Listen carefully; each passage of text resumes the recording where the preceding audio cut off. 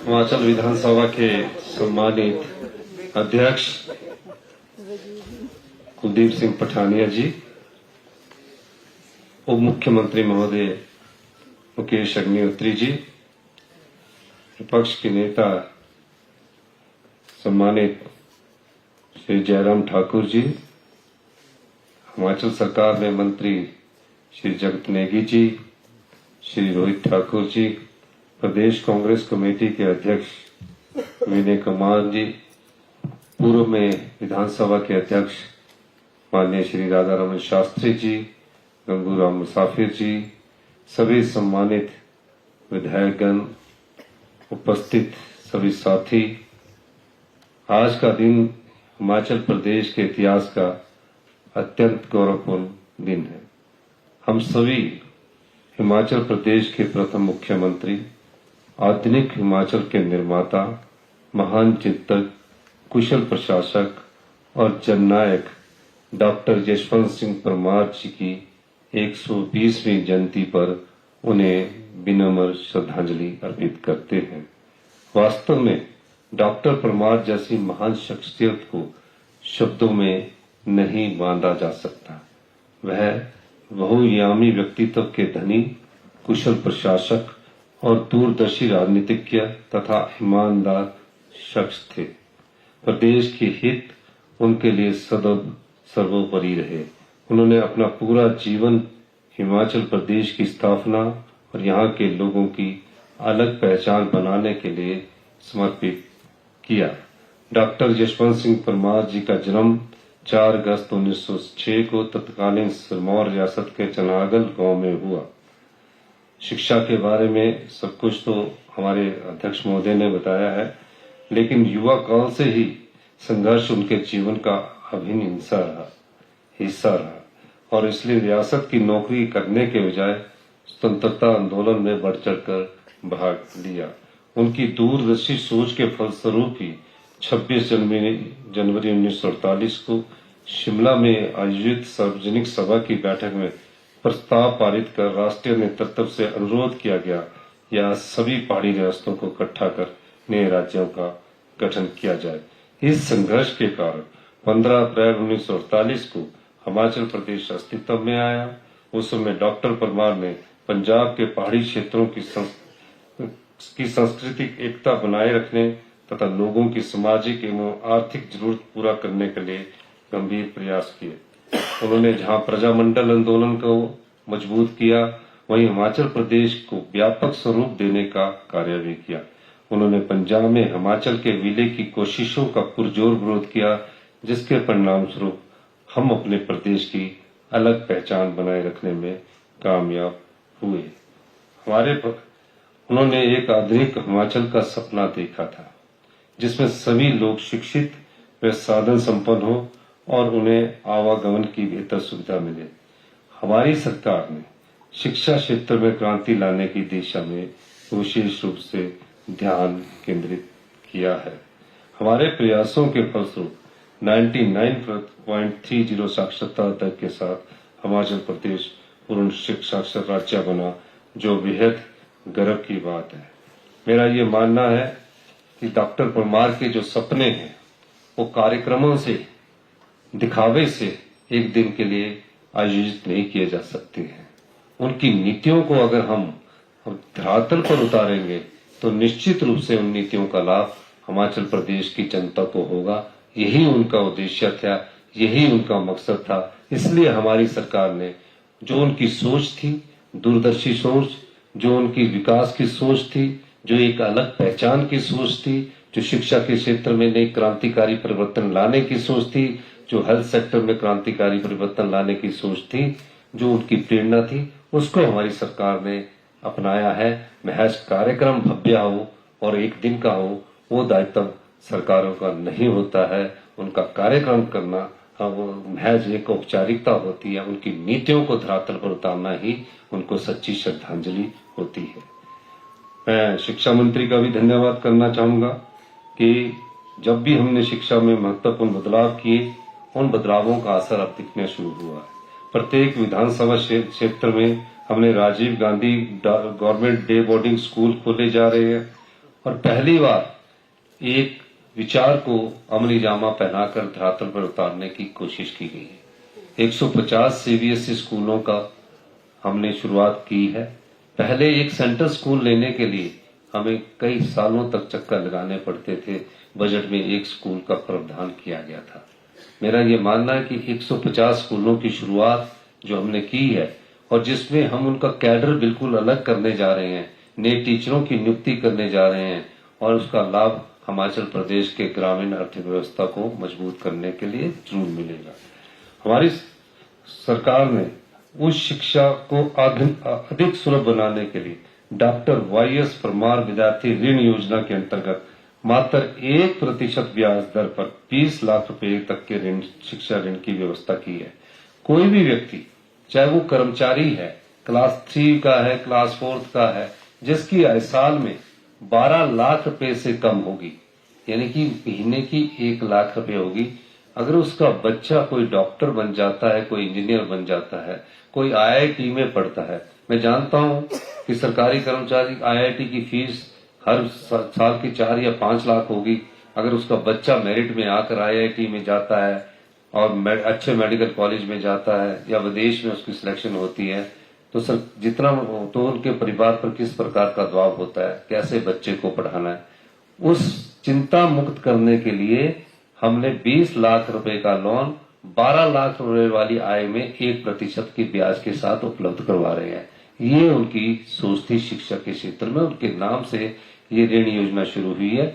जो भी सभागार में बैठे हैं, आप इसका फायदा उठा सकते हैं। डायरेक्टरेट ऑफ स्कूल एजुकेशन में एप्लीकेशन देकर अप्लाई कर सकते हैं और बच्चे को 20 लाख का लोन देश में तो मिलेगा ही, विदेश में जब वो पोस्ट ग्रेजुएशन करने जाता है वहां भी ये लोन उपलब्ध करवाया जा रहा है।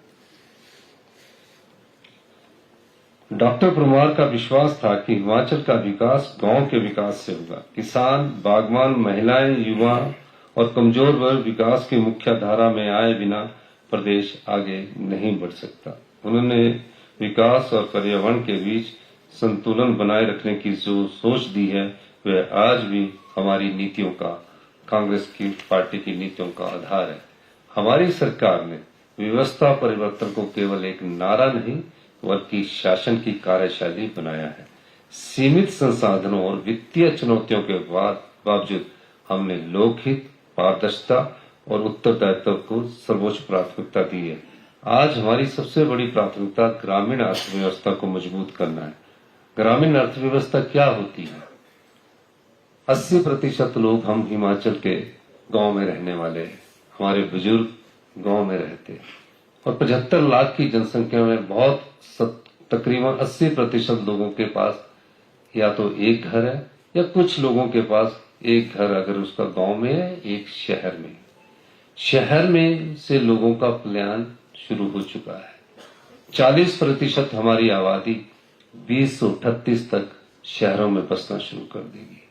उस ग्रामीण अर्थव्यवस्था को मजबूत करने के लिए एक नीतिगत विचार डॉक्टर परमार जी की जो सोच थी, उस विचार को हम आगे लाए, जिसमें गांव में बैठकर बच्चे को सीबीएसई की शिक्षा मिले ताकि वो गांव से उठकर शहर में ना आए।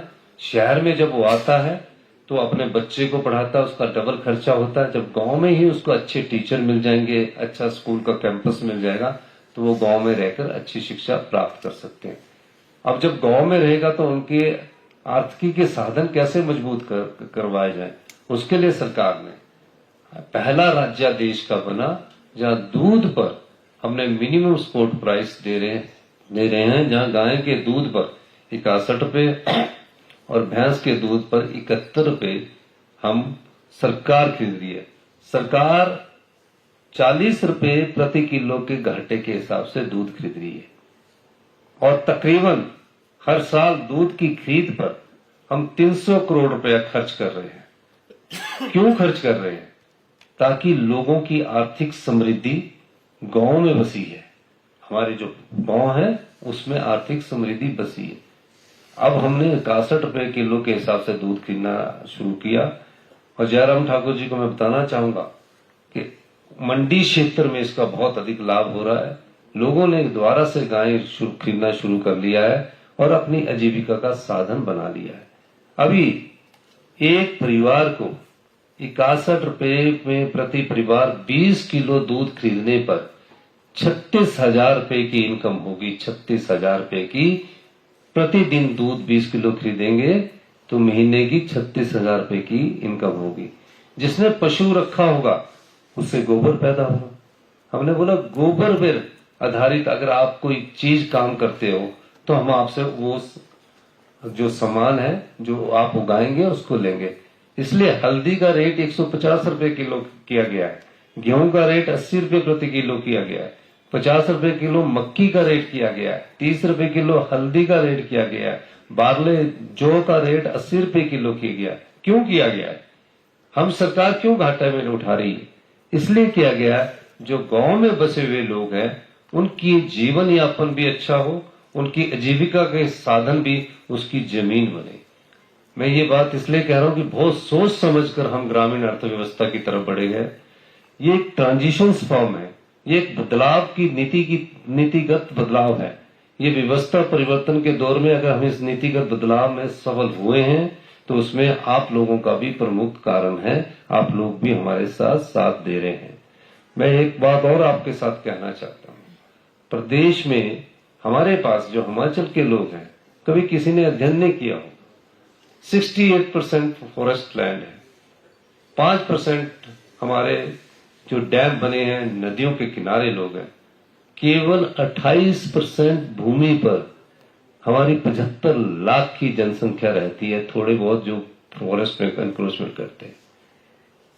अब हम पौंग डैम हॉस्टिस भी बने, हम बीबीएमबी हॉस्टिस भी बने, पर हमारे पास जहां सड़कों के समय उस समय सड़कों के जाल बिछाने की डॉक्टर परमार जी की सोच थी, आज हमारे पास सबसे बड़ी संपदा जो है वो पानी है। अगर हम पानी की संपदा का ठीक ढंग से अपना अधिकार मांगेंगे तो निश्चित रूप से हमारा प्रदेश आत्मनिर्भर भी होगा। ये 40-50 साल से जो व्यवस्था है उस व्यवस्था परिवर्तन के लिए हमें कानून बनाने पड़ रहे हैं, नियम बनाने पड़ रहे हैं, विरोध सहन करना पड़ रहा है। इन सब के बावजूद भी हम प्रदेश की आत्मनिर्भरता की ओर गंभीरता से बढ़े हैं। मैं जयराम ठाकुर जी को कहना चाहूंगा, हम सब लोग मिलकर आगे चलते हैं। हमेशा हमने कहा है, आप शब्दों में मत कहिए, आप चलिए हमारे साथ मिलकर। आरडीजी बंद हुई, आप हमारे साथ मिलकर चलते तो आज ये प्रदेश अपने आप ही आत्मनिर्भर बन जाता।